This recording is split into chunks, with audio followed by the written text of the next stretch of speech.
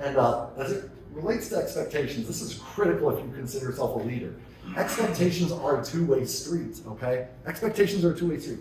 What I often find in business is expectations only go one way, they flow downward, right? So employees know they gotta be here at work at a certain time and they better get this much gross or whatever, this much hours per hour, or they're gonna get fired.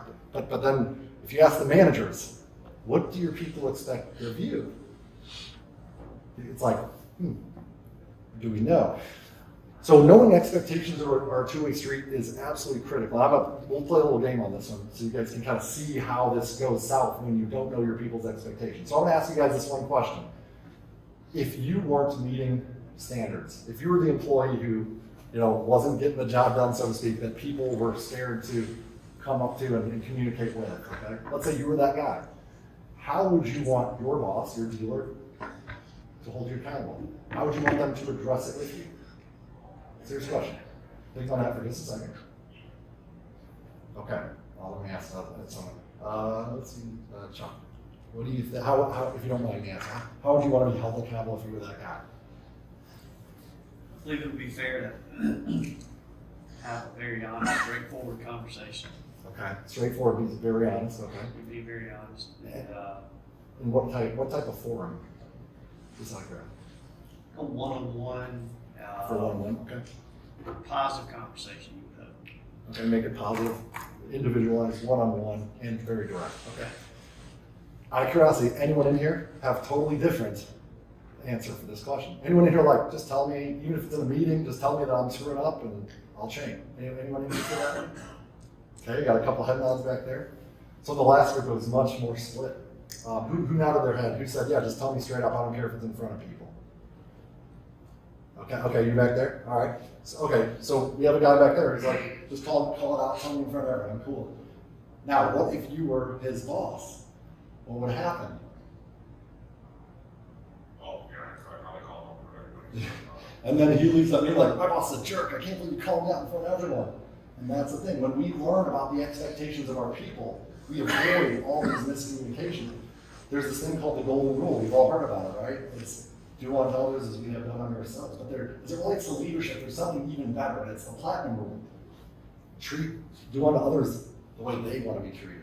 So as a leader, if we learn our people's, the individual or our team's expectation, and yes, it's not easy to learn everyone's expectations when you have 20 direct reports. And then yes, you're going to find that they're all different, and then you're going to be like, holy cow, I really have to tailor this, and you're going to screw it up. Okay, you can't get it right perfectly all the time because you're human, and that's okay. You're a leader, you don't have to be perfect. But by trying to meet their expectations, how does that make your people feel about you as a leader? And they know you care. And then when you mess up, you can apologize for it. I do it all the time. I screw up all the time, don't I, guys? Well, not all the time. Okay, a lot. But I always apologize when I do. All right, so how can we build this intentional culture of success? First off, giving positive, caring, impactful communication. That's number one. Using that recruitment statement approach. 2, creating a vision for success and including your team in building that vision, finding out how they want to fit in. 3, clarify benchmarks, job roles, and expectations.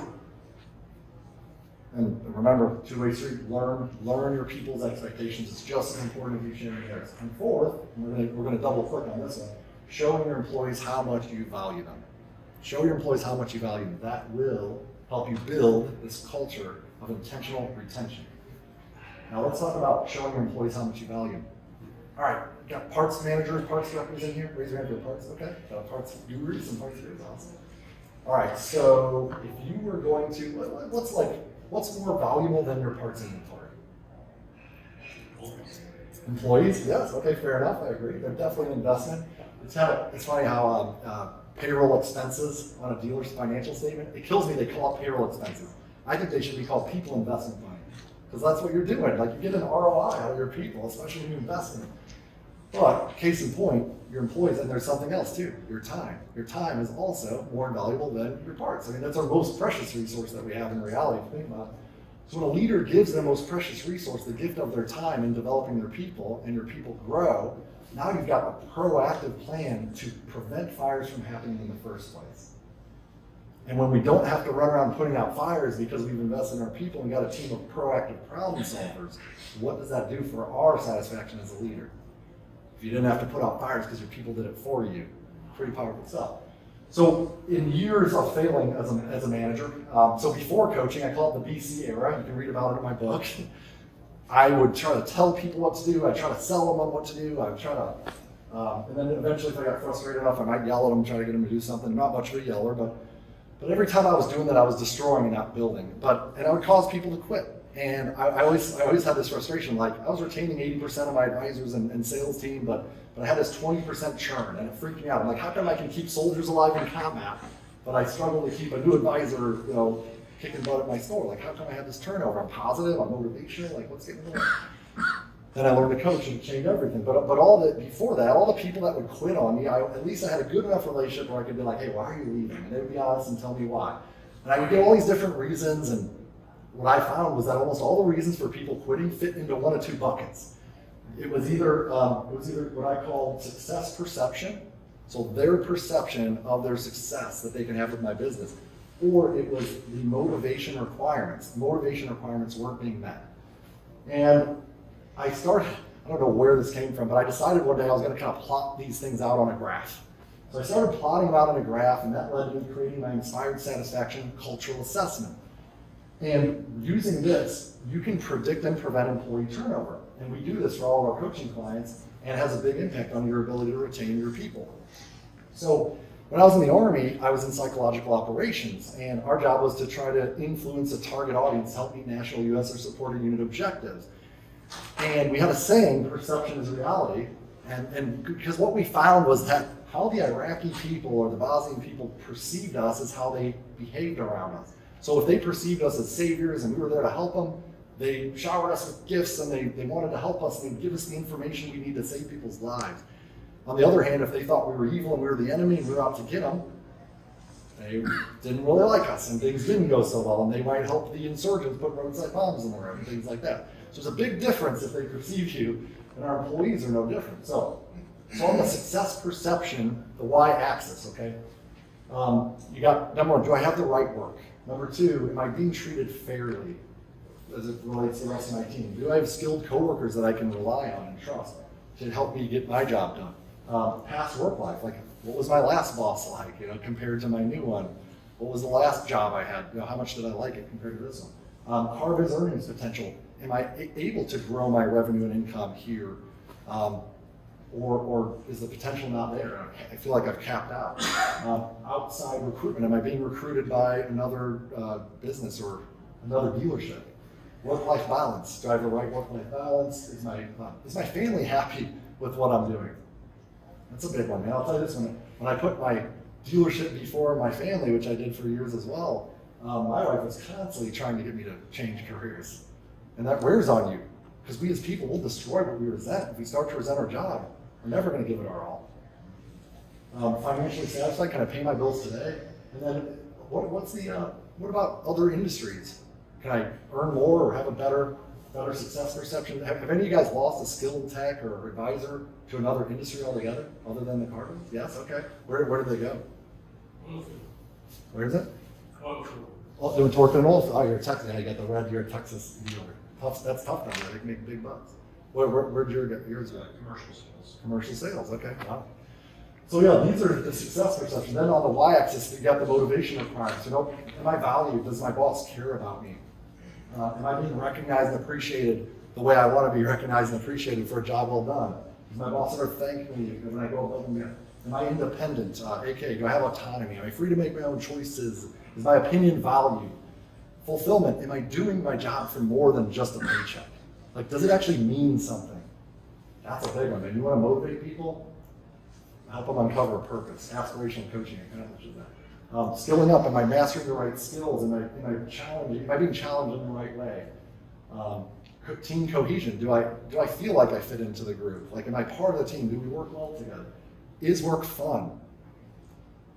Developing, can I move up? We talked about that one. Can I move up in my career at the pace I want to move up? Do I feel like I can get promoted, or am I stuck?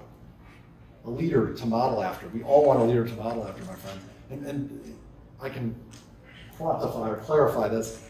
The 3 C's of leadership, all right? Care. Do I care about my people? Does my boss care about me? Character. Do I look up to him as a human being? Do I respect him as a person? Competence. Are they good in their role?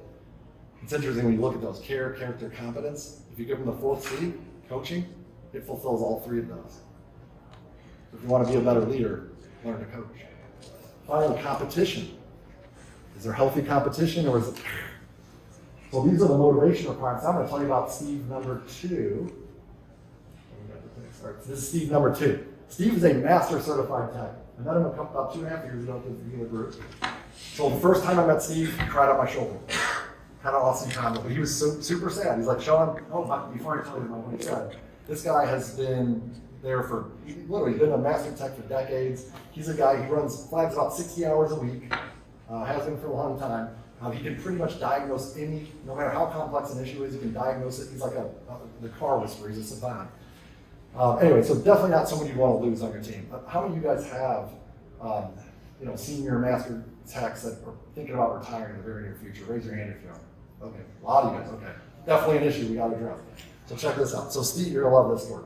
So Steve literally breaks down in tears. He's like, Sean, I'm going to have to quit in just a couple months. I'm like, why are you going to have to quit? He's like, because come fall, man, I'm retired. But I don't want to, but I have to. I'm like, why do you have to? He's like, my wife, she's telling me I need to quit. I get so cold in the wintertime up here in the Northeast. He's like, it snows and my bones ache and it just becomes really tough for me. I got this house down in Florida. We never go down there. My wife's like, honey, retire. We're good on money. We don't need money. And he's like, it breaks my heart. I was like, well, why are you so passionate about what you do? And he's like, I love problem solving. I love developing these other techs around me. And so he's a guy that all the new people can lean on and get help from, right? He's like invaluable to your team, not to mention the results he puts up. But anyway, so he's going to quit. In coaching, here's the interesting thing about coaching. When you coach your people, it's the art of creating new possibilities. So I'm like, have you considered talking to your boss about this and seeing if he'll let you stick around and maybe go out and go to Florida a couple months a year? And he's like, no, he'll never do that. I'm like, really? What makes you say that? He's like, I just know. I don't think he would. I was like, well, what assumptions do you make? He's like, all of it. It's all assumptive. I go, well, what have you got to lose in trying? He's like, yeah, I guess you're right. You're not going to lose in trying. So we meet with the service director. And the service director's like, I don't know if that's a good idea. And I'm like, what concerns do you have? And he's like, well, you lose your skills real fast in the tech. If you don't do work on cars for a few months, you can lose it real quick. And so it's funny because I already know what Steve was planning on doing while he's in Florida. Work on cars in his garage. He's got all the tools you need to work on cars at home. So I'm like, well, what are you going to be doing, Steve? He's like, I'm going to be working on cars. I'm like, it sounds to me like he'll stay pretty frosty or stay sharp, you know? The service director's like, you know what? He's like, I'd be dumb to not come up with something to help you. You've been loyal. You're one of my best workers. You add so much value. He's like, tell you what, how much time do you need off each year? He's like, 60 days. If you just give me 60 days, I'll come back here, bells on. So that was 2.5 years ago. This picture was taken 2.5 weeks ago. I was in New Jersey. My team and I were coaching their dealer group. And Steve grabs me. He's like, Sean, come here, we gotta talk. I'm like, okay. Brings me back to his bag. And he cries and gives me a big hug. I'm like, he's got grease all over my suit. I'm like, this is awesome. I love it. I'm good with that. But he tells me, Sean, I just want to let you know, I plan on working here another 10 years. I'm like, 10 years? He goes, yeah, I plan on, maybe, I'm going to try to work till I'm 75. Because thank you for helping change my life. And I was like, brother, don't thank me. Thank your leaders for investing in you, first off. Thank them for being able to work with you. And guys, that's the power of understanding your people's success perception and motivation requirements, okay? You got something? Hey, you need to know I have a full-time spot in South Florida. I'll send you your contact. You're going to have to hire 4 coaches. In Texas, it doesn't get that cold. It never gets cold. Are you in the sales side or the fixed ops side? All right. So what this means, think about this though. It doesn't matter if you've got a master certified tech, a brand new advisor, or yourself. All right. Every person on this planet has a unique combination that if we can unlock, okay, we can tap into superhuman motivation and passion and desire to retain with our company. And that's what we're talking about doing here. And then you have happy, motivated, excited employees. You have relationships with happy guests. People that trust, guess where the customers are going to go? And guess what they're going to buy more of? Your service work. This all ties together. And when you plot this out with our Inspired Satisfaction survey, then what's pretty cool about what happens is you can see who's in your Inspired Satisfaction quadrant, and the people down here in the Frustrated Disengagement quadrant have a over 90% chance to quit within 60 days. So as a leader, you now can kind of predict the future, and all of a sudden you know exactly how to move each of these people up and to the right and retain them on your team. And this is why our motivators coaching clients do not lose employees very rarely, because we help the leaders learn how to crack that code for each person. So we've covered a lot of concepts, okay? Concepts are awesome and motivational, exciting, but let's get practical and tactical. I want you guys to be able to use the things that I've been sharing with you in your day-to-day leadership routine. So this is Justin and I, we were doing one of the fixed ops capacity workshops in the PDC up in Chicago, I think, or Milwaukee. Milwaukee, thank you. And this slide's there to remind me about taking inventory. So imagine this. Imagine if you took inventory of all the activities you do throughout the day, and then you decided to figure out which category, what type of activity each of my activities are. I promise you one thing you'll notice right away. You have management activities and you have leadership activities. And there's other stuff. You have customer fulfillment activities, you have financial activities and stuff like that. But if you look at your activities and you ask yourself, is this a management activity or a leadership activity? What you will most likely find, and I hate to be the bearer of potential bad news here, is that most of your activities are probably management activities. Yes, and everyone always talks about that, right? You see the posts on LinkedIn. Are you a manager or a leader? What's the difference between the two? But it's this nebulous concept. But if you list out your activities and you ask yourself that question, it'll become clear very quickly. So we build what we call it building routines for success when we're working with executives or managers. And we help you take activity inventory, and then we help you kind of label them and figure out where they fit in. And there's leadership activities that are most likely missing. So these are the most common leadership activities that are missing from your routine. Frequently missed leadership activity. So the first one are the 4 types of coaching. All right, the 4 types of coaching. So number 1, am I giving my people aspirational? Sorry, I'm taking time. I got 6 minutes. Am I giving my people aspirational coaching? I'm coaching them on their aspirations, their goals. That's where I find out that Bob, the GM, wants to buy a house in a condo in Florida, and Steve, the service advisor, wants to get his fiance a really nice engagement ring. And now I'm not yelling at Steve to get his numbers up because he's not making enough money. I'm like, Steve, what I want for you is for you to be able to get your fiance the best engagement ring possible. When can we talk about some ways to make that happen? And Steve's like, let's do it right now. All right, awesome. You just got you another $100 per hour just for one coaching conversation. Awesome. And he saw it as positive and impactful. It's beautiful. So aspirational coaching, metric coaching, where you're using your metrics to set goals and challenge your people to grow in key areas. Observational coaching, where you're giving your routine, you're watching each person play the game and helping them grow. And you have turnaround coaching, where you have time blocked out as a leader to help your underperformers, to coach them up, like the person that no one will come talk to. That could be part of a leadership routine. You need to make time for strategy. Tactics are like you're in the mix, you're fighting the war, you're taking calls, you're filling in for an advisor on the desk, or whatever. You're running a part out because all the parts counter people are on the phone and a tech needs it. Those are all tactics, right? But we need to block out time for strategy. Where are we going to grow? What's our vision for success, right? Let's have some team meetings. Let's talk about communication and alignment and things like that. So you need to block time in your routine for a leader. A leader is going to have that vision and make time for strategy over tactics. Training and people development. What if part of your routine is teaching your people how to be better trainers and coaches? How would that help when you bring someone new into the company and everyone's pouring into them and developing them? Now you're multiplying success rather than addition through your skills alone. Meeting motivation requirements. The 10 motivators that we talked about earlier, right? What are you going to do to make work fun for your shop this week? Who are you going to recognize for doing a great job this week? What leadership behavior are you going to model today that your people need to see? All those motivation requirements can be turned into daily activities.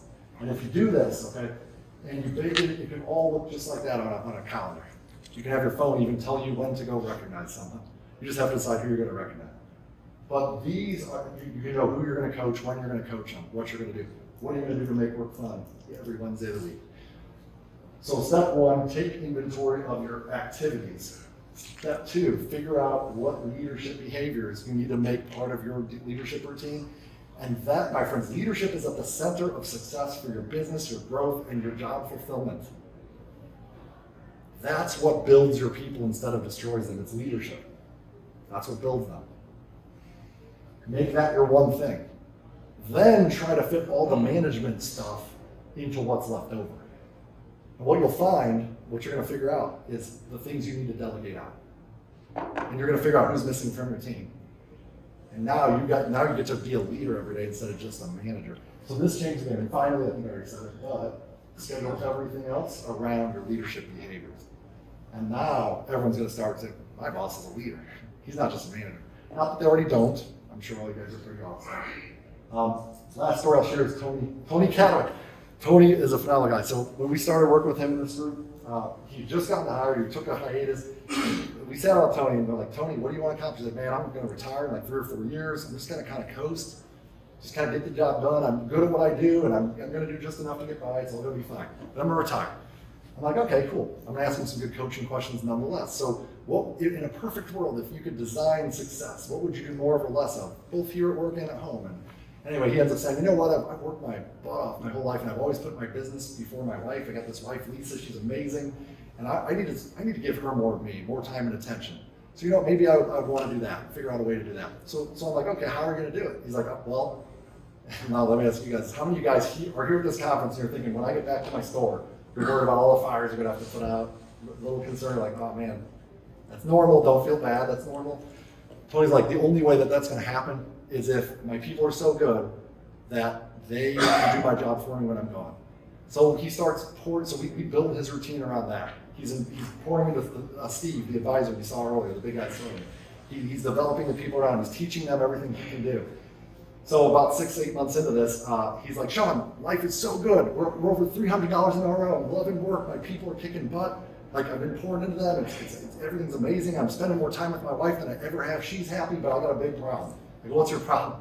He goes, I'm spending more money than I've ever spent, and I got to figure out a way to make more money. I'm like, okay, well, let's coach on that. He's like, well, how do you want to make more money? He's like, well, actually, I'm really loving this growth thing, and maybe I could become a general manager. I've never thought about learning sales before. So this growth mindset led him to become, and just within the last 30 days, he just got promoted to general manager of his store. And Steve, the guy from earlier, the first Steve, got promoted to his service manager. Three people have moved up because of Tony moving up in his company. It's a beautiful thing. And that's the power of creating a growth mindset. And that's where those $400 plus per ROs come from, the 0% insanely high customer retention, and 0% employee turnover have all come from these types of conversations. And it proves that when we pour in our people, it creates reciprocity and it unlocks success and growth and true job fulfillment and satisfaction. And last concept I'll share with you guys, and I do have a really awesome special offer for everyone in this room, or anyone who's attended this MOPAR conference. But the last thing I share with you guys before I give you that offer is what I don't call this, it's called the sigmoid curve. Someone much smarter than me invented this, but it measures success here over time. And have you guys all heard the saying, if you do what you've always done, you'll get same result, right? Is it true? No, we've all been lied to. It's not true. The sigmoid curve mathematically proves it. If you do what you've always done, yeah, you'll reach a peak. That peak may last for months or years, but at some point, because even if we're not changing, the rest of the world is, and we take a dip in success. That's why if you're struggling to retain your employees, if you can't find good techs, it's because you haven't figured out what do we need to do? We haven't figured out what change we need to make to drive the growth, okay? And how do we drive change? We have to make deposits in our people because we can't change everything ourselves. We need everyone on our team to change with us. And when you change, you're going to take a dip in success. In this spot here, that's where you're in danger of going back to the old way. But if you'll make the change where you need to, in the way you need to, you will break through and you'll exceed where you were before. And you won't have to take this massive dip. Because like Toys R Us decided not to change and what happened, right? So we got to drive change, and we do it by building our people and our team. All right, so coaching is just therapy without an action plan, my friends, all right?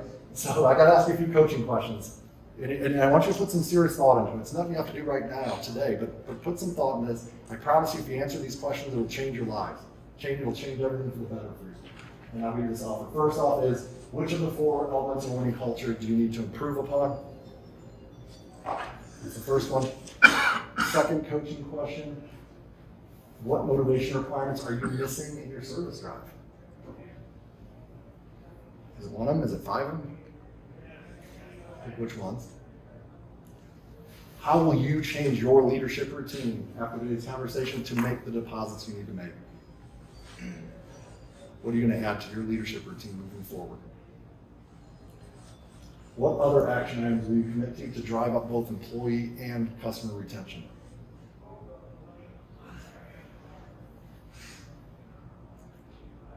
And last, certainly not least, if you did have your own coach, if you had your own car motivators coach, how would you use us to help you build your employee and your customer retention? Would you want to build your routine and get control of your day and feel like you're getting everything done each day? Would you want to help build the motivation of your team to eliminate the laziness that we feel like our employees have? Would we want to help you turn around your underperformers? Think about that. If you had your own coach, how would you use them? And we have a program. This is our entry-level coaching package. Everything we do customized for you, designed to empower you. We charge for this package. We do a site visit. We travel to you. This includes travel.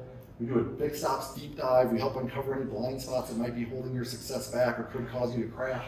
We also are going to put together a detailed summary docket. You get 2 coaching engagements per month. You get your own project manager and fixed ops coach, and that's normally $2,900 per month. But because of our teaming up with Stellantis and MOPAR, we actually created a program. Anyone in this room can pick this up for $1,700 a month, and I'm not kidding you. This is for a $1,700 a month investment that could potentially give you a $225,000 per gross per month gain. It's a pretty powerful ROI. If you do decide you want to sign up during the conference, then we're going to give you a total savings of $6,000, and you can pick this up for $1,500 per month. And we'll also give you an additional half day on top of that one site visit day, along with our Inspired Satisfaction Survey of observational coaching for everyone on your team. And you have to do that by before midnight tomorrow. And all you have to do to get that is scan this QR code. Okay. We are at 215 Jeep Trail. Regardless of if you sign up for this, we care about you and we want to help you guys, okay? And we want to give you the gift of coaching. So if you schedule a free coaching call with my team or myself, I'll give you a signed autographed copy of my new book, Learn to Coach, Learn to Lead. Stellantis leaders, it was an absolute honor to work with you today. I love you guys. Keep being awesome leaders. Thank you so much for joining me.